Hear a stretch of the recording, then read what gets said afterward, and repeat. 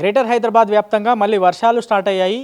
2020 నుంచి హైదరాబాద్తో పాటు శివారు ప్రాంతాల్లో కొంచెం ఎక్కువ వర్షాలు పడి బాగా ఇబ్బందికర పరిస్థితులు వస్తున్నాయి. అయితే ఈసారి మళ్ళా వర్షాలు పడితే అట్లాంటి సిచ్యువేషన్ ఏమన్నా వస్తుందా అని కొన్ని ప్రాంతాల్లో జనం భయపడుతున్నటువంటి సిచ్యువేషన్ ఉంది. సో వర్షాకాలం స్టార్ట్ కాలేదు, అప్పటికే అనేక ప్రాంతాల్లో కొంచెం మోస్తారు నుంచి భారీ వర్షాలు పడుతున్నాయి.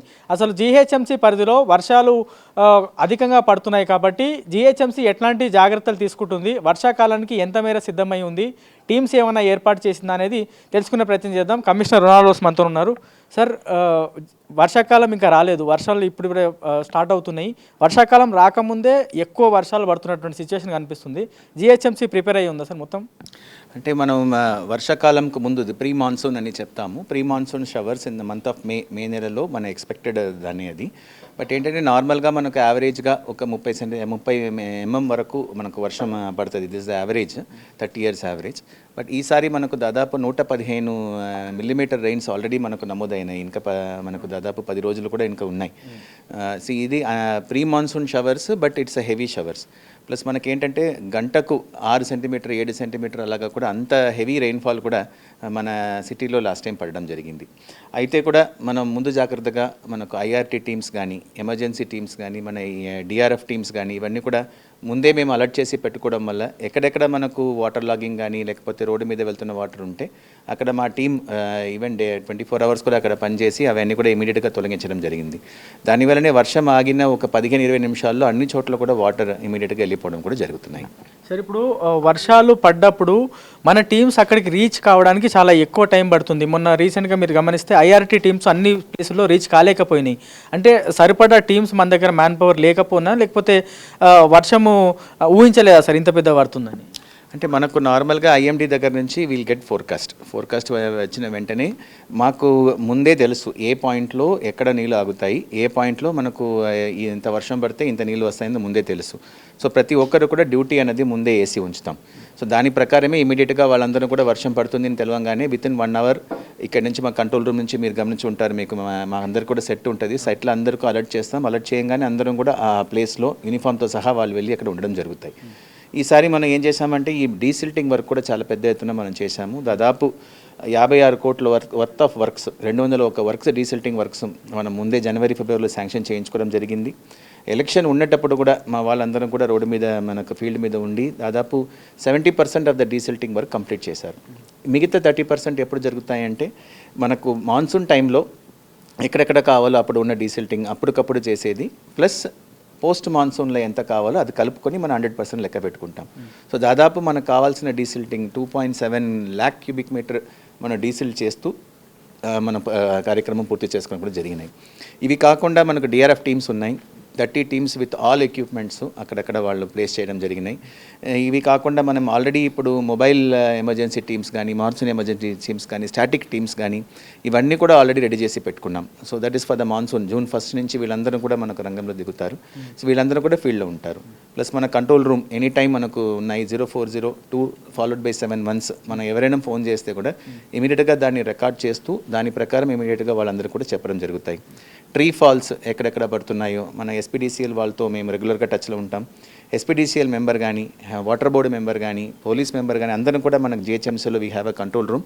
ఆ కంట్రోల్ రూమ్లో అందరం కూడా 24 hours డ్యూటీలో ఉంటారు. మాన్సూన్ టైంలో ఇమీడియట్గా కోఆర్డినేషన్ చేయడానికి కూడా మనకు ఈజీగా ఉంటుందండి.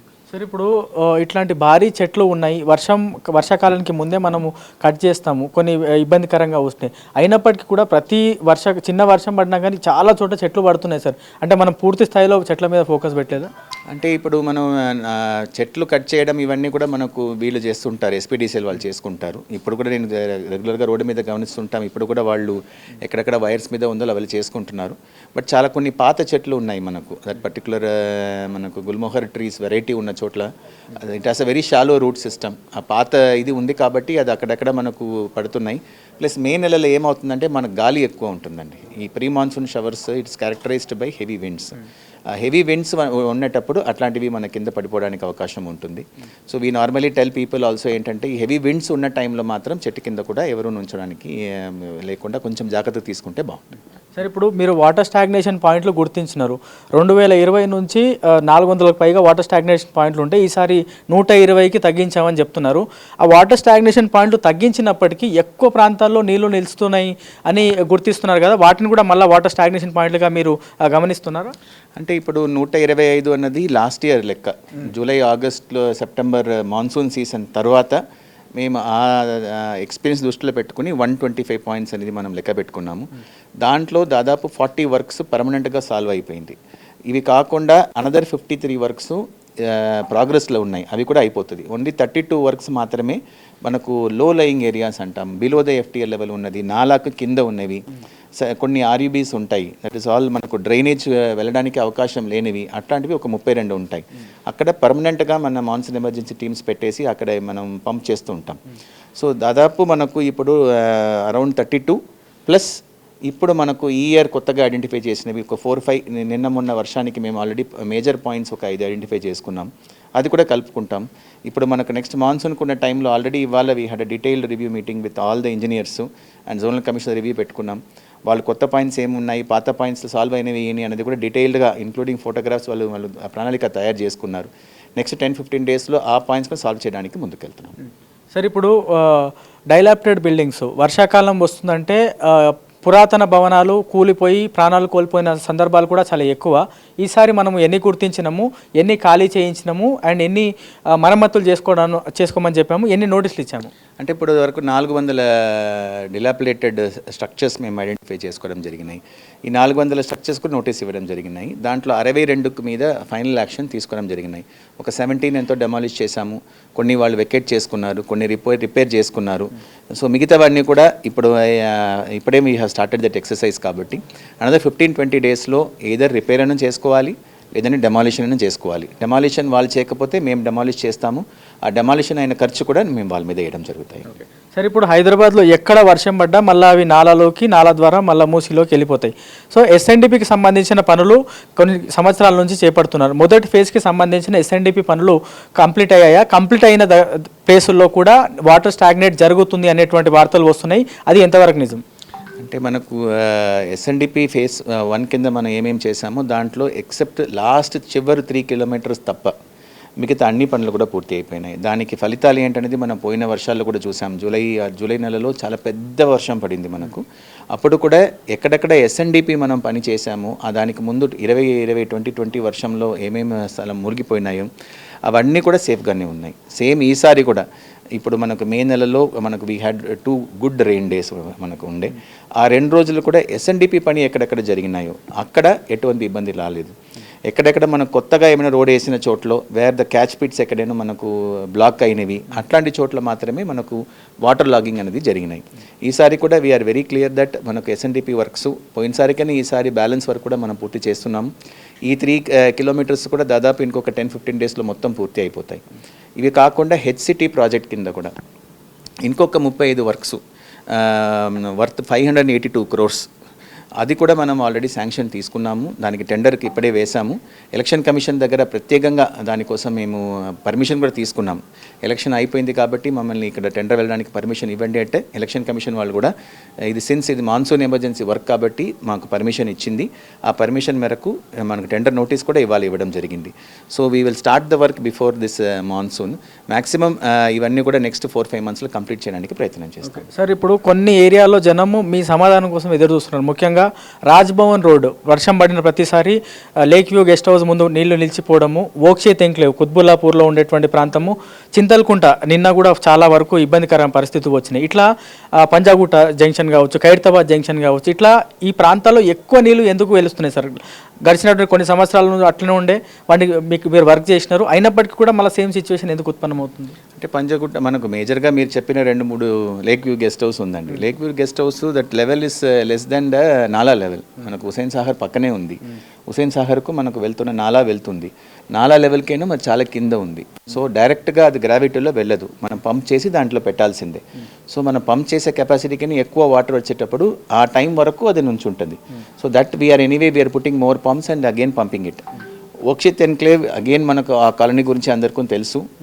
2-3 years నుంచి వాళ్ళు సఫర్ అవుతున్నారు ఆ కాలనీలో. దానికోసం ప్రత్యేకంగా నేనే అక్కడ వెళ్ళాను. అప్పుడు ఉన్న ప్రజాప్రతినిధులు అందరం కలుపుకుని వెళ్ళి చూసి వచ్చాము. ఆల్రెడీ దానికి 12 crores వరకు శాంక్షన్ కూడా ఇచ్చాము. ఎలక్షన్కు ముందు ఆ పని కూడా ఆల్రెడీ స్టార్ట్ అయినాయి. Work is still going on. So అక్కడ ఉన్న ప్రజలు సహకరిస్తే బిఫోర్ మాన్సూన్ కూడా మేము క్లోజ్ చేస్తాం. బట్ అక్కడ లోకల్ వాళ్ళు ఒక్కొక్క స్ట్రీట్ వాళ్ళ మధ్యలో తగాదు పెట్టుకుని మేము పనికి వెళ్ళేటప్పుడు ప్రతిసారి ఆపుతున్నారు. మళ్ళీ మేము వెళ్ళి వాళ్ళకి సంజాయించి మన పని మొదలు పెట్టడం అవన్నీ జరుగుతున్నాయి. ఇఫ్ ద లోకల్ పీపుల్ మనకు సహకరిస్తే విత్ ఇన్ దిస్ మాన్సూన్కి అది భవిష్యత్ ఎంప్లాయ్లో మనకు ప్రాబ్లం లేకుండా మనం చూసుకోవచ్చు. చింతల్మెట్ చింతలకుంట అది ఏంటంటే మనకు నేషనల్ హైవేస్ వాళ్ళ రోడ్, అది జిహెచ్ఎంసీది కాదు. బట్ వాళ్ళు ఏం చేశారంటే ఆ రోడ్డు వాళ్ళు మళ్ళీ ఒక సీసీ రోడ్డు ప్యాచ్ చేసుకున్నారు. చేసేటప్పుడు వాళ్ళు ట్రెడిషనల్గా వాటర్ వెళ్ళే క్యాచ్ పిట్స్ అవన్నీ కూడా మూసేశారు. దానివల్ల మొదటి రోజు వర్షానికి మనకు ఇబ్బంది అయింది. ఇమీడియట్గా ఎన్హెచ్ వాళ్ళు ఏం చేశారంటే సైడ్లో ఉన్న చిన్న పాత్వేని కొట్టేసి ఆ వాటర్ని వాళ్ళు డ్రైన్ చేయడం జరిగింది.